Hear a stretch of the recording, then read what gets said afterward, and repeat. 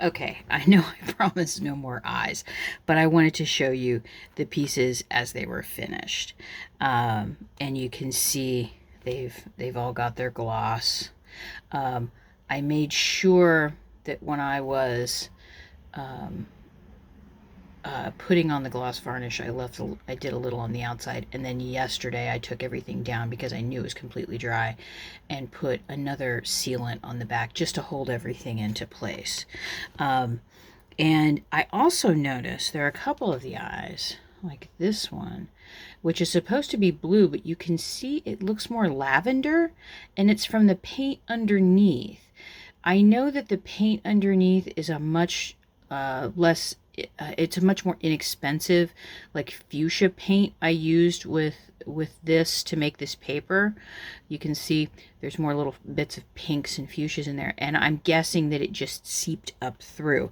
I'm not really mad at it. I kind of actually like it.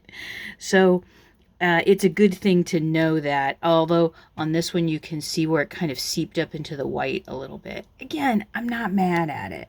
So these are now completely dry, and I can put them off in a bag, and they're ready to use on other things. But I wanted to give you also an update on this piece. I went ahead and painted it. I did like, I don't know, 3 or 4 coats. I thinned it down quite a bit of some acrylic I mixed with a white. I think it helped it a lot. I'm going to be painting the shackle today a different color, and this area here and this area here. I have plans for the edging that I'm going to be putting on here, because you see these seams, I want to cover that up. I don't like that. I also went through, and in a previous video, many videos back, I talked about putting black on the inside.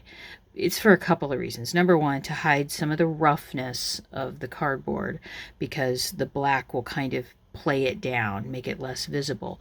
But it also goes with the black that I used to draw the eye out. So this one I'm going to continue working on, and again, this is going to have a doll body coming out, a soft one that I'm going to sew, but I need to do a pattern for that. So I'm still working on this. Now the other pieces you can see here, because I was working with the spackle, I went ahead and did the tape over the eyes. It's not perfect. I can still get in here and pull it out as needed. I just was a little scared about, I needed to do some spackle around here. Now, the spackle has worked actually pretty well. I did do a second coat. This one I had done a little sanding on, but like this one right here, I haven't done any sanding on.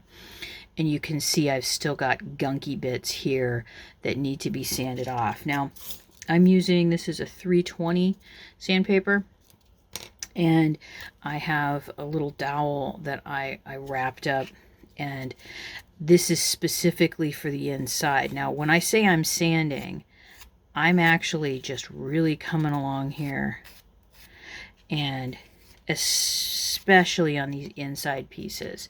And you can see how much better that looks. I'm glad I decided to do the second coat. It looks so much better. But I'm coming in and just very gently. This piece here is for coming along edges, working. You can see I added another little bit there. Coming along here and just really slowly. I also took a piece and folded it so I can come up against, but still kind of get into that little crevice there. And I'm just going really slowly with it.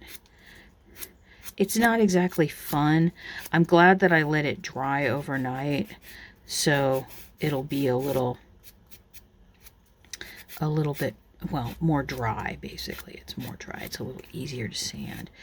Sanding, as you know, if you've known me for very long, sanding is not my favorite thing to do. However, this kind of sanding, it's smaller. I'm not making quite as much mess with it. Let's get that little, like, see that right there? You see that little gunk? And it's just kind of just wiping it away. And you can see if the camera's capturing it, you can kind of see the little dust bits that are just kind of coming off of it.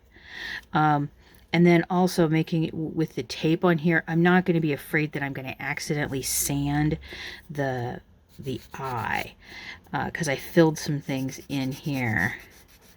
And I know that for at least the padlock that I want to use on the A-frame piece, I'm going to be adding some elements along the bottom. Remember that seam I didn't like, it's going to be around the bottom. There's going to be something here. I'm going to run something down the side and something on here as well.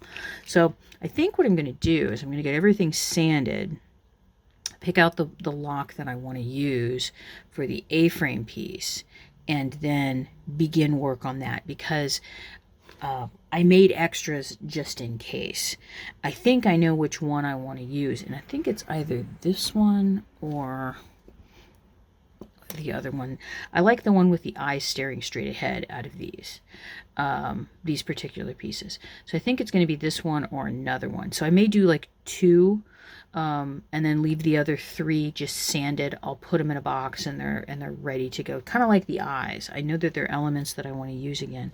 So I'll be a little careful about them, and just stow them, so then I know where they are and I can get to them.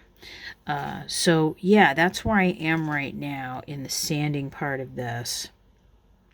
I'm going to get these sanded and get another coat of paint on that one.